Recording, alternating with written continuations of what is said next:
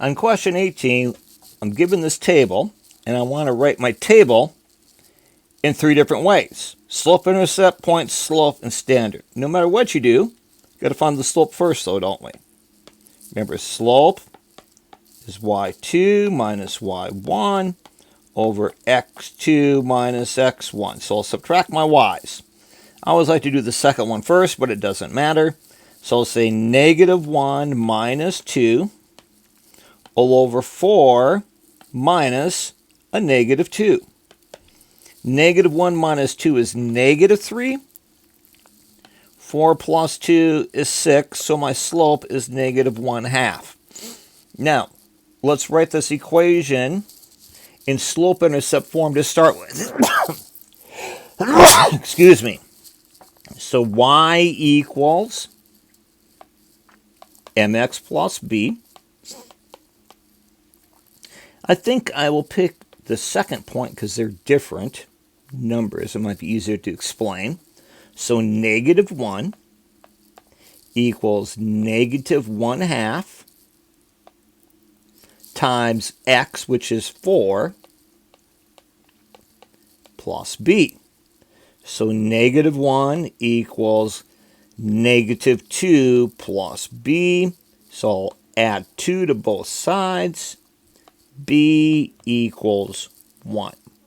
And that's why in red it says negative 1/2 x plus 1. On point slope form, we'll do the same thing, except I'll use, remember, point slope form is y minus y1 equals m times x minus x1. And I'll use the second point again. So I'll say y minus a negative 1 equals 1/2 times x minus 4. So the only thing I'll do is I'll change it to y plus 1. So y plus 1 equals 1/2 times x minus 4. Except it's a negative, isn't it? I forgot my negative sign there. There we go. Now, to write standard form, I think I'll start in slope-intercept form.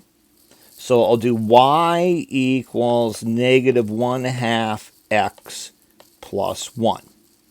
Then I'll get rid of my fractions by multiplying my entire equation by 2. So you get 2y equals negative x plus 2. And then we'll just add x to both sides. So x plus 2y equals 2 is standard form. And number 19, I want to write the point slope. So I'm going to use my point. I'm going to say y minus 6. There's my minus 6 equals my slope, which is negative 1/3. And then times x minus my x coordinate, which is 3. On number 20, I'm going to write the horizontal line that passes through negative 4, negative 1. Horizontal means my slope is 0. So it's just y equals. So it's y equals my y coordinate. My y coordinate is negative 1, so I'll say y equals negative 1. On number 21, I'm going to write the inverse. So when you write the inverse, remember, first thing we're going to do is we're going to, instead of writing f of x, I'll write y. Y equals 4x plus 6.